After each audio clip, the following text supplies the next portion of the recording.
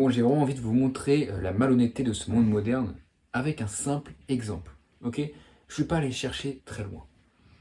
J'ai juste une petite recherche sur le lait, sur mon ordinateur. Ok. Et je suis tombé sur le lait fait-il grossir? C'était le premier lien. Je ne suis pas allé chercher de manière malhonnête, etc. C'est le premier lien. Le lait fait-il grossir? Le lait entier? Non, c'est pas ça qui est intéressant. Alors, de quoi est composé le lait? Si nous prenons comme référence le lait demi-écrémé de vache, déjà ils prennent du lait demi-écrémé pasteurisé comme référence. Ensuite, en gros, pourquoi le lait peut-il faire grossir? Je cite, le lait entier étant riche en matières grasses, lipides, est donc un aliment énergétique en soi, ce qui est moins le cas avec le lait écrémé, explique le spécialiste de la nutrition. Ah bah si c'est un spécialiste, ça va alors. Il y a donc un risque à prendre du poids si on dépasse régulièrement les besoins journaliers en lipides. Entre 97 et 111 grammes pour un adulte, dont l'apport énergétique quotidien est de 2500 kcal. À titre de comparaison, un lait entier contient par exemple 3,5% de matière grasse, le lait demi-écrémé entre 1,5 et 1,8%, et le lait écrémé moins de 0,5%. Ok. Une autre raison pour laquelle le lait peut faire grossir dépend de la forme sous laquelle on le boit, car certains sont en effet beaucoup trop sucrés, les laits aromatisés à boire, mais aussi certains laits végétaux. Okay, mais alors moi, comment ça se passe? Comment ça se fait que je grossisse pas alors que je mets 30 à 40 grammes de sucre hein, dans mon lait entier, 1 litre par jour, même plus. Ok. Parce qu'en fait, on vous expose quoi? On vous dit que le lait entier fait grossir si on dépasse. Mais dans ce cas-là, tout fait grossir, et non pas le lait. On ne parle pas d'énergie, on ne parle pas de nutrition, on parle de calories. Ce qu'on veut aujourd'hui, c'est vous conseiller de vous remplir le ventre avec des fibres, avec de l'eau. Tout simplement. Et au lieu de vous dire, attendez, on y vient, attention, ok? Quel type de lait fait le moins grossir? Comme si un type de lait faisait grossir, alors que c'est juste toi, ton apport, comment est-ce que tu consommes, tes besoins, etc. C'est ça qui va faire que tu vas grossir ou pas. Tu peux grossir avec du lait écrémé, si tu consommes plus si tu consommes plus de calories que ce que tu dépenses déjà. Tu vas, tu vas prendre du poids. Mais c'est pas une question de calories. Enfin, c'est pas une question de quel lait. Parce que si tu prends du lait entier, tu boiras moins de quantité de lait puisque c'est plus calorique. Ça revient au même. Ensuite, maintenant, par rapport au lait de brebis et de chèvre. Ces deux produits à base de lait de brebis et de chèvre sont en revanche des alternatives intéressantes au lait de vache, du fait de leur plus faible teneur en hormones et en facteurs de croissance. Je suis assez d'accord là-dessus. Enfin, je pense que le lait de chèvre et de brebis sont plus digestes pour l'être humain. Ainsi qu'en lactose, ce qui les rend plus digestes. Alors non, c'est faux ça. Ok. Ça dépend des gens, ça dépend du contexte, ça dépend de quel lait, etc. Ensuite, les laits végétaux maintenant.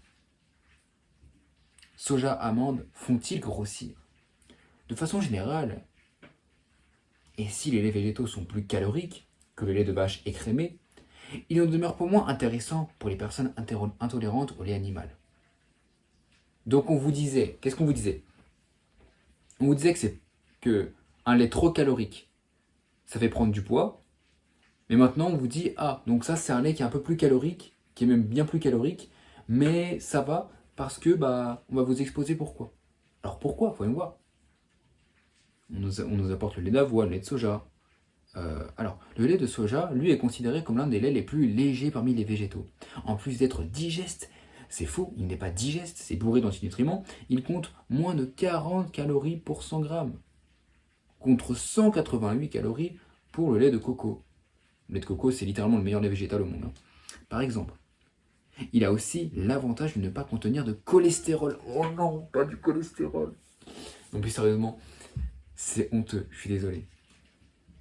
En fait, il faut comprendre que ces gens n'utilisent pas la science. Ces gens utilisent des croyances dépassées. C'était il y a 30 ans, il y a 20-30 ans qu'on croyait que le cholestérol était mauvais. Aujourd'hui, on sait, on a du contexte. On connaît la différence entre HDL et LDL, on sait LDL précisément. Petit, gros, oxydé, non oxydé. Alors que le cholestérol est absolument essentiel à la santé hormonale humaine. Il faut bien le comprendre. Le lait d'amande sera quant à lui adapté aux personnes souhaitant contrôler leur poids du fait du peu de glucides qu'il contient. Ah, très intéressant maintenant. Le lait d'amande contient peu de glucides. Autrement dit, ils sont en train de faire un rapprochement entre le fait de manger peu de glucides et perdre du poids. Comme si il fallait diminuer les glucides afin de perdre du poids. C'est totalement faux. Justement, augmenter les glucides permet de perdre du poids. En fait, c'est juste une question de soutenir le métabolisme. Ce qui soutient le métabolisme, ce sont des sucres rapides et des glucides en général.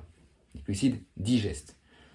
Et c'est pas parce que tu perds du poids que tu es en bonne santé, attention. Donc, ils disent ensuite, ces boissons lactées végétales pourront s'intégrer à certaines préparations culinaires afin de les rendre plus légères.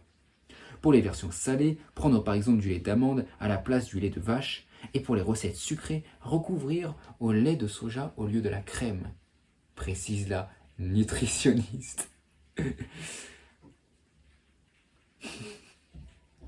J'allais faire une blague, mais bon, c'est pas grave. Non, ce que je veux dire, c'est que c'est une énorme blague en fait. On nous dit de recouvrir nos plats de lait de soja au lieu de la crème. Parce que tout ce que eux voient, c'est sucre, gras, calories. Ils ne se concentrent que sur ça. Ils disent, on voit, c'est très gras, très sucré, très calorique, on enlève. Mais est-ce que tu sais que ce qui nourrit vraiment le corps humain, c'est ce qui est très gras, très sucré et très calorique?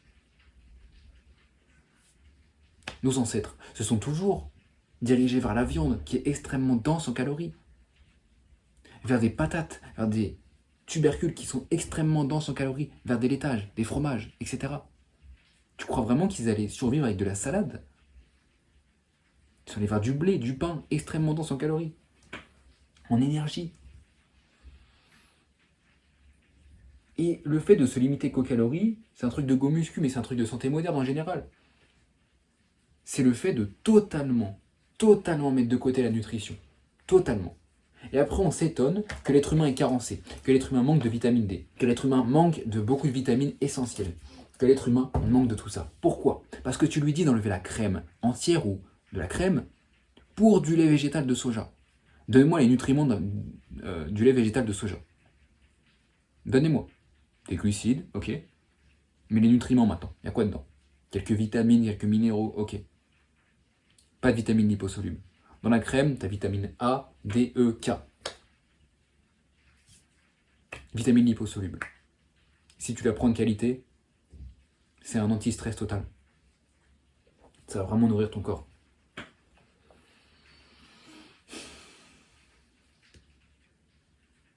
Ensuite, comment choisir son lait mince? Et le truc s'appelle Santé Magazine. Je note. À proprement parler, il n'existe pas de lait minceur. Ah, bon, ça va, ils sont nuancés. Au niveau du choix, ce qui importe, si on souhaite garder la ligne, est de savoir si nos apports énergétiques sont supérieurs ou inférieurs à nos besoins énergétiques, précise Alexandra Murcier. Donc ça, c'est la base. Car s'ils sont supérieurs, l'énergie supplémentaire sera stockée sous forme de graisse, évidemment. Tout dépendra donc, pas forcément, ça peut aussi devenir du muscle, mais bon, du glycogène. Tout dépendra donc des quantités consommées quotidiennement et de comment la consommation de lait s'intègre dans son alimentation générale. Bien les étiquettes toutefois. Oui, ça c'est bien, ils disent de... Ah non, ils disent n'importe quoi. Bien lire les étiquettes sera toutefois important afin de contrôler la composition du produit en limitant ceux avec un apport en glucides trop important. Donc littéralement, on te dit d'éviter tout ce que ton corps aime, tu vois. On te dit pas d'essayer d'éviter les additifs, etc. Non, on te dit d'éviter le sucre, d'éviter les glucides. Ok? Les laits aromatisés, à bannir pour garder la ligne. Bon, ça c'est bien. Bon point, bon point. En effet, ces breuvages sont bien trop riches en sucre et en matière grasse. Ah non, bah c'est pas le bon point du coup. Je pensais qu'ils allaient parler en fait de tous les additifs, etc. qui pourraient être inflammatoires et mauvais pour le corps. Non, non. Ils parlent du sucre et de la graisse.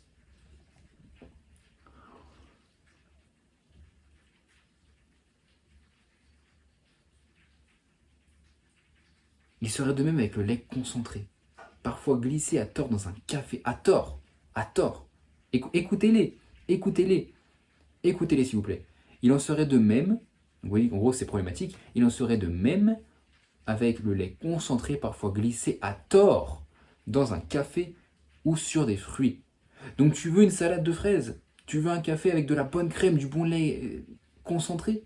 Non, c'est mal, tu le fais à tort. Parce que tu n'arriveras pas à perdre du poids comme ça. Et donc tu vas rester frustré, tu vas rester pas nourri, tu vas rester totalement carencé, tu vas rester enfermé chez toi, carencé, sans énergie, parce que tu te limites avec ton énergie facilement biodisponible, tout comme les nutriments biodisponibles, et tu vas pas comprendre pourquoi est-ce que tu n'es pas en meilleure santé, et après tu vas développer des maladies, etc. et j'en passe. Tout est lié, bon sang. Comment boire du lait sans grossir et sans risque pour la santé? En respectant les doses journalières recommandées par certaines institutions au nom rassurant. Pour rappel, le PNNS, le Programme National Nutrition Santé, préconise de consommer 3 produits laitiers par jour, voire 4 pour les adolescents et les adultes plus âgés. Dans ce sens, un verre de lait constituerait une portion. Éviter les laits aromatisés ou trop sucrés. Bon, c'est bien, il conseille les produits laitiers, mais il conseille les produits laitiers écrémés. Il n'y a rien de mal, hein. Je sais que Repeat aime bien ça, il en consommait pas mal, mais c'est pas ça qu'on aurait priorisé, pour la santé en général. Bon, il parle du calcium, c'est bien. Il parle des bienfaits du calcium, ok.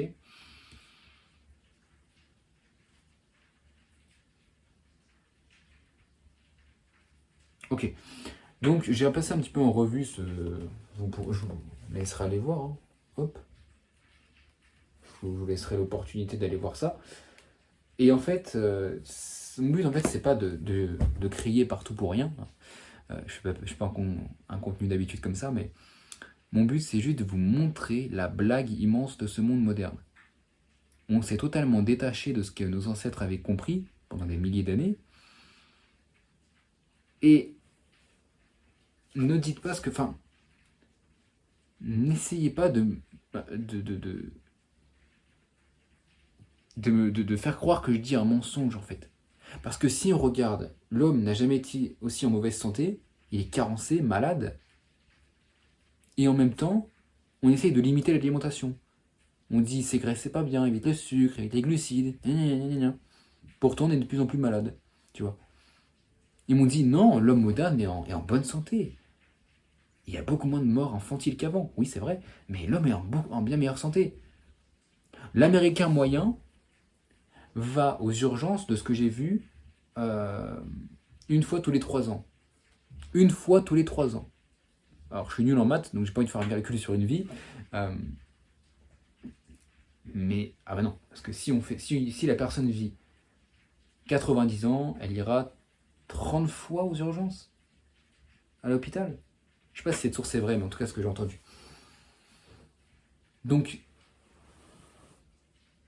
une civilisation sous perfusion n'est pas en santé. Parce que j'ai réfléchi. Si on enlève dès maintenant, qu'on garde le même mode de vie qu'on a aujourd'hui, l'homme moderne, l'homme occidental, et qu'on lui enlève la médecine moderne, il ne dépasse pas les 70 ans. Il vit entre 50 et 70 ans. Et de pire en pire d'année en année. Bien pire. Maintenant, prends les peuples traditionnels, 90 ans, 100 ans, 110 ans. Minimum 80 ans. Minimum. Sans aucune médecine moderne. Je dis bien minimum 80 ans. Si on enlève les accidents, la mortalité infantile, etc. Bonsoir.